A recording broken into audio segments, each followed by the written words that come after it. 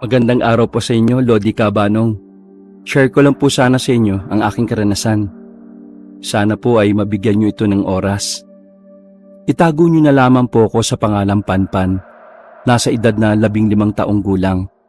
Sa ngayon po ay pansamantala po kami nakatira sa bahay ng aking tiyahin. Kapatid po siya ng aking ama. May dalawang kapatid po ako na lalaki, sina Kuya Dexter at Kuya Vincent. Marami na po kami mga karanasan sa mga aswang simula pa lamang po nung maliit ako. Subalit, isang pangyayari lamang po ang tumatak sa aking isipan hanggang sa ngayon. Magsisimula po ako sa kwento noong nasa edad pa lamang ako ng 11. Noon po ay nasa probinsya pa po kami nakatira. May maayos na pamumuhay po kami sa aming probinsya. Bale, ang aming bahay po ay nasa gitnang bahagi ng bukirin. Kaunti lamang po mga kabahayan sa aming lugar. Halos lahat nga po ng mga nakatira roon ay mga kamag-anak din po namin. Lupain din po kasi yon ng aking lolo at lola na matagal na rin pong yumao. Hinahati-hati po kasi ang mga lupain yon para sa mga naiwan nilang mga anak. Kami-kami magpapamilya rin po ang mga nagtutulungan sa tuwing nagkakaproblema. Wala naman po kasing ibang mga tao na naninirahan sa aming lugar. Bale, malayo-layo po ang mga pagitan ng mga bahay-bahay sa amin. May mga ibang nakatira rin naman sa ibang bahagi ng aming probinsya, subalit malayo na sa aming kinaroroonan. Isang gabi noon, Cabanong, habang naghahapunan kaming magpamilya, may ibinalita sa amin si Mama. Balitang naging dahilan ng aming kasiyahan ng gabing yon, lalong-lalo na ang aming ama. Sinabi kasi nito sa amin na buntis ito. Magkakaroon na uli kami ng kapatid. Subalit sa kabila ng kasiyahang naidulot nito sa amin ay ang pangambang kaakibat nito. Nangangamba kasi ang aming ina, maging ang aming mga kapamilya dahil sa mga haka-haka. Nang mga panahon kasing yun ay napapabalita sa aming lugar na mayroong aswang daw. Marami na raw itong naparanasan na biktimahin, subalit nakakaligtas naman daw. Hindi naman ako nangangamba. Narito naman kami ng inyong tiyuhin para bantayan kayo. Yun naman ang sabi ng aming ama. Dahil dito ay nakampante na rin kami. Alam naman kasi naming hindi nila kami pababayaan, lalong-lalo na si Mama at ang magiging kapatid namin. Ilang buwan na rin ang lumipas noon nang sabihin ni Mama sa amin ang balitang buntis siya. Wala pa rin naman kaming nararanasan na aswang gaya ng sinasabi nila kapag mayroong buntis. Lapitin raw kasi ng aswang ang mga buntis dahil na rin sa amoy ng bata na nasa sinapupunan. Sabi yun ng isa kong tiyahin sa akin. Wala naman kaming naging problema sa pagbubuntis ni Mama. Malusog naman kasi ito at walang iniindang karamdaman. Datapwat sa ating mga buhay ay hindi maiiwasan ang mga bagay-bagay. Mabilis pang lumipas sa mga araw. Humantong sa puntong nakaranas na kami ng kakaiba. Hindi raw talaga namin yon maiiwasan, sabi ng aming mga tiyahin, lalong-lalo na dahil may mga kwentong aswang sa aming lugar. Dumating ang panahon na sa tuwing sasapit ang 12:00 ng hating gabi ay may naririnig kaming tahulan ng mga aso. Napagpasya na rin kasi nila Papa noon na mag-alaga ng mga aso. Malaki rin kasi ang maitutulong ng mga ito sa amin, lalong-lalo na tuwing gabi at natutulog kami. Hindi lamang yun ang aming nararanasan ng mga panahong yun, Cabanong. Nagsimula na rin kaming makarinig ng mga kaluskos galing sa labas ng aming bahay. Minsan sa aming mga dingding at minsan naman ay sa aming bubungan. Kapag mayroong mga ganung bagay ang mga nangyayari, walang tigil naman ang mga pag-alulong ng aming mga alagang aso. Nagigising kami dahil alam kasi naming hindi maganda ang nangyayari sa labas ng aming bahay. Nagtataka kami sa mga asal ng aming alaga. Hindi kaya may mga nakikita ang mga ito na hindi namin nakikita. Mabuti na lamang at naisipan ni Papa na mag-alaga kami ng aso. Kahit papaano ay may mga nagbabantay sa labas ng bahay at nagiging timbre sa mga kapahamakang mangyayari. Sa tuwing nagkakaroon nga ng ganoong pangyayari, bigla na lamang sumasakit ang tiyan ng aming ina. Minsan ay napapaiyak pa ito. Labis naman kami nag-aalala rito, pero nawawala lamang yon sa tuwing nawawala na ang mga pag-iingay sa aming paligid. Minsan nga rin, Cabanong, kulang ang aming tulog kapag ganoon dahil nagbabantay kami kay Mama. Hindi ko naman inaasahan noon ang mangyayari. Mag-aalauna na ng madaling araw noon nang nagising ako dahil nakaramdam ako ng pananakit ng aking tiyan. Hindi ko na mapigilan pa ang pananakit nito kung kaya't napagpasyahan ko ng disturboy ng isa kong kuya.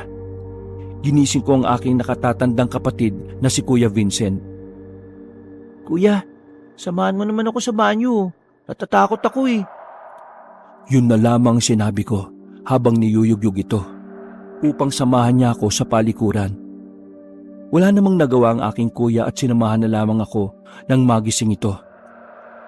Hindi naman kalayuan ng palikuran. Nasa tapat lamang yon ng aming bahay at ilang hakbang lamang ang layo nito. Habang nasa loob ako ng banyo, naghihintay naman si kuya sa labas. Hindi ko na rin nagawa pang isara ang pinto ng banyo dahil natatakot rin ako. Wala rin kasing ilaw rito kung kaya madilim. Tanging liwanag lamang ng buwan ang nagsisilbing ilaw. Nang matapos ako sa aking pagbabanyo, ay kaagad naman kaming nagpasya ni kuya na pumasok sa loob ng bahay. Habang naglalakad naman kami patungo sa aming bahay, ay may narinig kaming tila mahinang pag-ungol. Dahil sa aming kuryosidad, ay sinundan namin kung saan nagmumula ang ungol na yon. Dinala kami ng aming mga paa sa likod ng aming bahay. Dahan-dahan pa kami sa paglalakad ni kuya at nagtago upang hindi makita.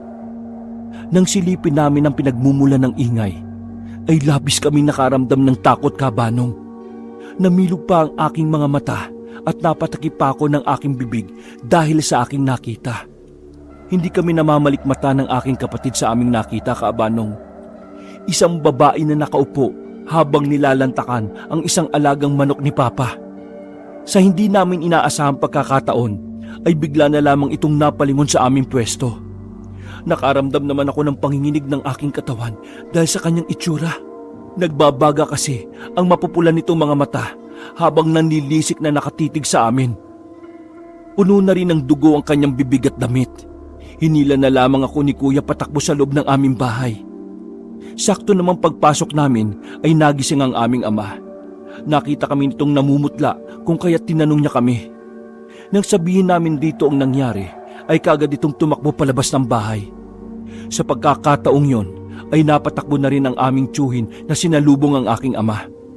Sinabi pa nito na nagising ito matapos magingay ang kanilang mga alagang manok. Agad nilang pinuntahan ang likod ng aming bahay, ngunit ang naabutan na lamang nila ay ang mga patay na alagang manok ni Papa. Tuyo na ang dugo nito at wakwak na rin ang tiyan na wala ng lamang loob. Na mga panahong yon, ay hindi na kami natulog pa. Hindi rin kasi ako nakatulog dahil hindi ko makalimutan ang mukha ng babae, kaabanong.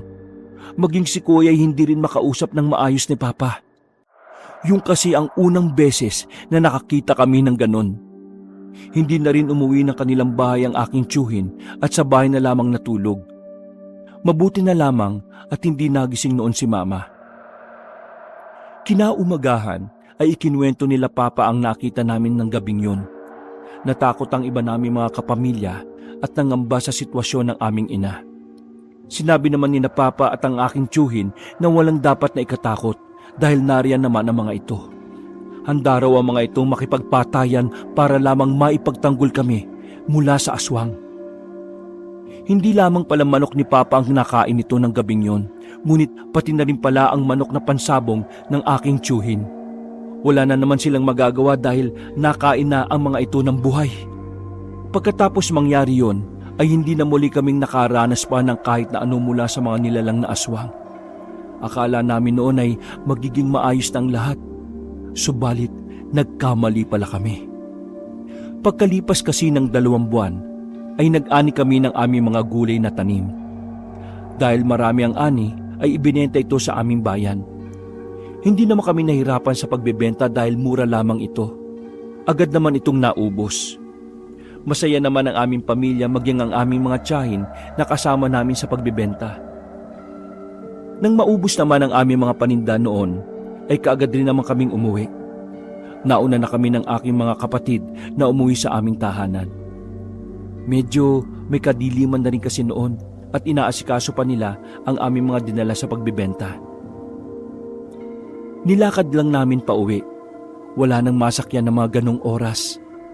Nasa kalagitnaan kami noon ng aming paglalakad nang makaramdam kami ng kakaiba. Madilim na rin kasi noon. Sa pagkakatanda ko ay 6:00 na yon ng gabi. Tanging flashlight lamang ang aming nagsilbing ilaw sa daan. Wala naman kaming pangamba noon dahil kasama namin ang aming ama at dala rin nito ang kanyang itak sa kanyang kamay. Hindi namin noon inaasahan ang mangyayari. Napahinto kami sa aming paglalakad. Humigpit naman ang pagkakahawak ng aking ama sa aking kamay at sa kabila naman ay ang kanyang itak. Sa hindi kalayuan na aming madaraanan ay may nag-aabang na 2 malaking aso. Natatakot kami noon ng aking mga kapatid dahil sa aming nasasaksihan. Nanlisi kasi ang mga nagbabaga nilang mga mata at tila galit na nakatitig yun sa amin. Pinagsabihan naman kami ng aming ama na humakbang paatras at bumalik na lamang sa aming pinanggalingan. Hindi na namin naisip noon kung gaano kalayo. Ang mahalaga sa amin ay ang makabalik at makaligtas. Subalit sa kasamaang palad ay mabilis na napatakbo ang isang aso. Hindi na namin nagawang humakbang pa matapos bantayan nito ang aming daraanan. Napapagitnaan na kami ng mga ito. Wala na kaming nagawa kabano kung hindi magpatuloy sa paglalakad.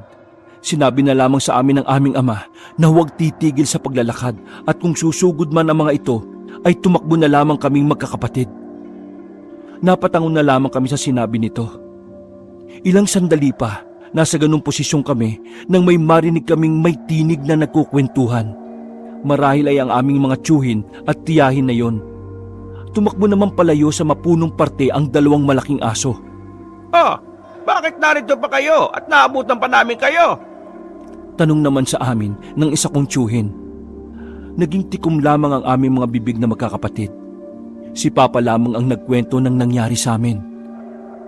Habang naglalakad, ay ramdam naming may sumusunod sa amin sa itaas, ngunit pinabayaan na lang namin yon.